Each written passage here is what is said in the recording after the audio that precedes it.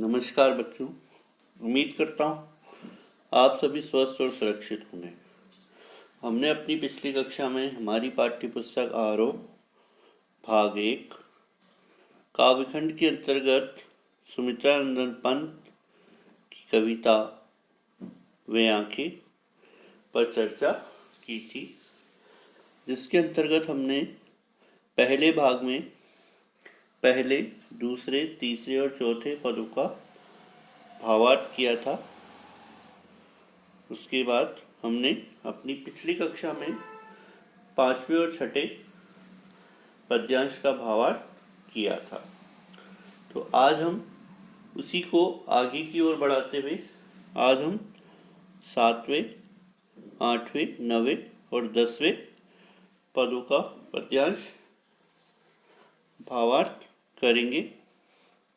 तो चलिए शुरू करते हैं 7वें पद्यांश से। बिना दवा दर्पण के घरनी, स्वर्ग चली आंखें भर आती भर, देख रेख के बिना दूध मुही बिटिया, 2 दिन बाद मर गई। घरनी का अर्थ होता है घरवाली या पत्नी। पतोहू का मतलब होता है बहू। पति घातिन, पति को मारने वाली। तो यहाँ पर इस पद्यांश के अंतर्गत सुमित्रानंदन द्वारा प्रगतिशील कविता वे आंखें में से कवि ने जहाँ शोषित वर्ग किसान की दीनहीन पारिवारिक दशा का निरूपण किया है, तो वहाँ शोषक वर्ग की निर्दयता को भी रेखांकित किया है। कवि किसान की दारुण पारिवारिक स्थिति का वर्णन करते हुए कहता है कि बिना दवा दर्पण के घरनी, अर्थात बिना दवा के घरनी अर्थात घरवाली भी मर जाती है। जमींदार के कारिंदों द्वारा जब किसान के पुत्र को मार दिया गया और घर की वस्तुओं को भी नीलाम कर दिया गया था, तो उसके बाद उसकी घर की परिस्थितियां बिगड़ती चली गई और दवा दारू के बिना किसान की बीमार पत्नी भी स्वर्ग सिधार गई। क्योंकि जब उसके पास कुछ नहीं बचा तो उसकी पत्नी के इलाज के लिए उसके पास पैसे नहीं थे और पत्नी का इलाज नहीं कर पाया, जिसकी वजह से उसकी पत्नी की मृत्यु हो गई। उसे याद करके किसान की आंखें भर आती है, अर्थात जब भी वो उसके बारे में सोचता है तो उसकी आंखों में आंसू आ जाते हैं। माँ का दूध पीने वाली किसान की बच्ची को अब किसी प्रकार की कोई देखरेख नहीं मिल रही थी, क्योंकि उसकी एक छोटी सी बच्ची थी और उस दूध मुही बच्ची को जब दूध नहीं मिला तो उसकी कोई देखरेख नहीं हो पाई और इसी के चलते उसकी भी मृत्यु हो गई। अर्थात माँ के मरने के 2 दिन बाद ही उस नन्ही बच्ची ने भी अपने प्राण त्याग दिए थे। अगले पर चर्चा करते हैं। घर में विधवा रही पतोहू लक्ष्मी थी, यद्यपि पति घातिन, पकड़ मंगाया कोतवाल ने, डूब कुएं में मरी एक दिन।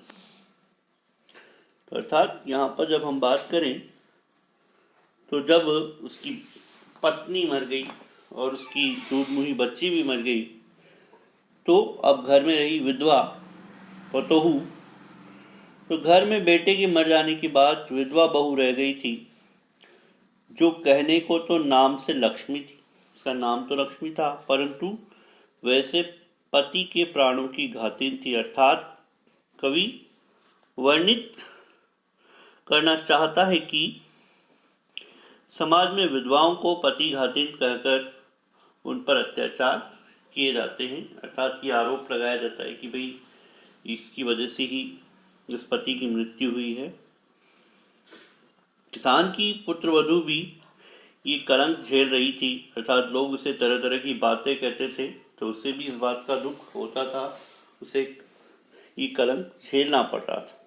तो एक दिन कोतवाल ने अन्याय की चरम सीमा पार करते हुए उस पर कुदृष्टि रख उसे पकड़वाकर अपने पास बुला लिया, यानी जबरदस्ती उसे अपने पास बुलाया और उसकी इस बुरी नज़र की वजह से उसने अपने पास बुलाया और इस कलंक को वह सहन नहीं कर सकी और एक दिन कुएं में डूबकर उसने अपनी जान दे दी।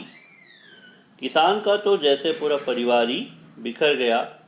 उनकी याद किसान की आंखों में पीड़ा के भाव जगा रहती है।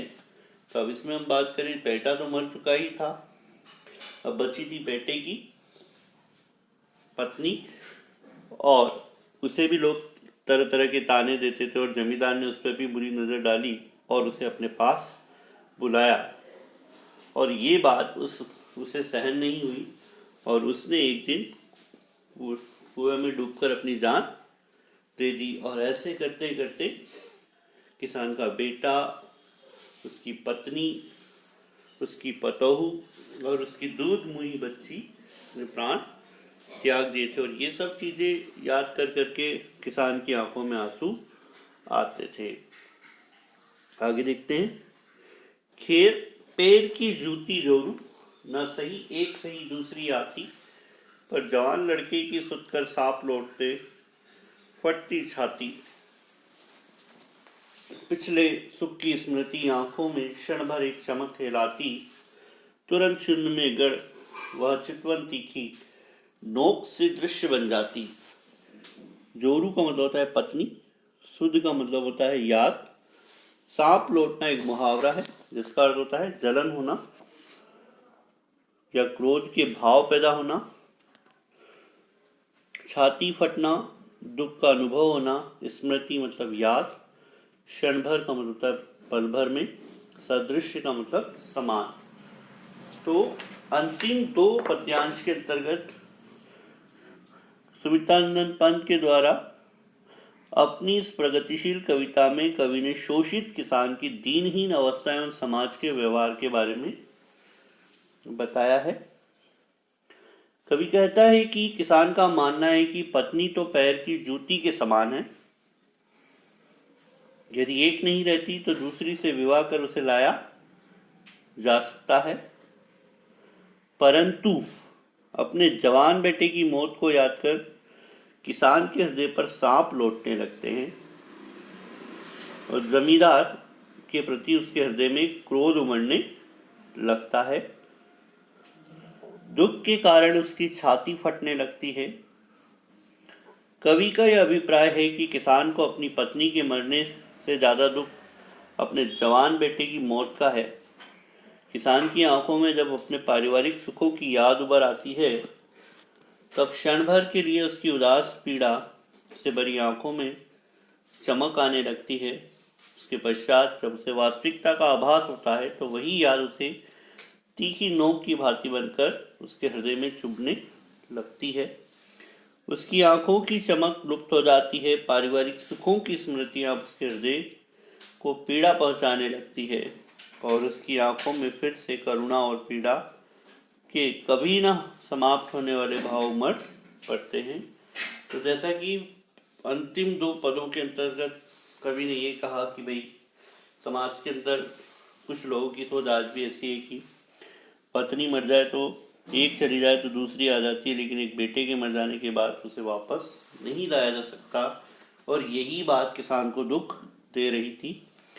और पिछली अच्छी यादों को याद कर कर के क्षण भर के लिए तो उसकी आंखों में चमक आ जाती है, लेकिन जब वापस से पुराने दुख भरी बातों को जब वो याद करता है वर्तमान में, तो उसकी आंखों में आंसू आ जाते हैं और वो तीखा नोक दृश्य उसके सामने आ जाता है जिसकी वजह से उसकी आंखों में आंसू आ जाते हैं। तो आज हमने हमारी काव्यखंड की कविता सुमित्रानंद पंत के द्वारा रचित वे आंखें कविता को पढ़ा और आज हमने इसके सारे पदों का पद्यांश का भावार्थ हमने किया और आज हमारा ये पाठ समाप्त होता है। धन्यवाद। आपका दिन शुभ हो।